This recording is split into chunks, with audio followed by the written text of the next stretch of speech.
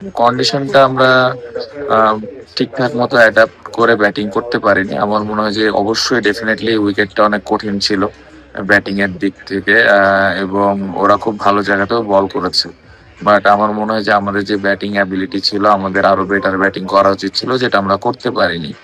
আ যেভাবে ওদের কন্ডিশন স্বাভাবিকভাবে ওরা কন্ডিশনটা সম্পর্কে আমাদের থেকে বেশি জানে। সো ওরা ভালো অ্যাডজাস্ট করেছে। আমরা ভালো অ্যাডজাস্ট করতে পারিনি।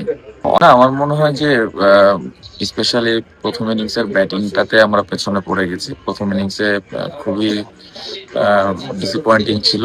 আমরা পুরা ব্যাটিং ইউনিটটা ভালো ব্যাটিং করতে পারিনি।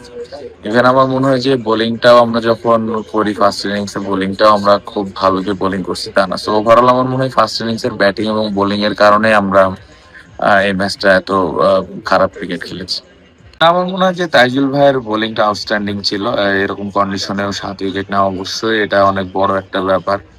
ফার্স্ট ইনিংসে মমিনুল ভাই ভালো একটা স্টার্ট পেয়েছিল।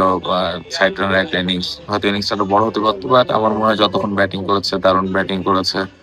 আ ওভারঅল আমার মনে হয় যে আ এই ২ টা জায়গায় আমি ক্যাপ্টেন হিসেবে বলব যে একটা ভালো দিক ছিল।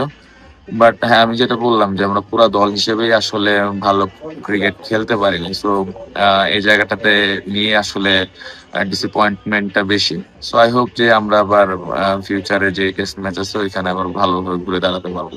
অনেক ডিসঅ্যাপয়েন্টিং একটা পারফরম্যান্স ছিল। আমরা যেভাবে টেস্ট ক্রিকেটটা খেলতেছিলাম লাস্ট কিছুদিন ধরে।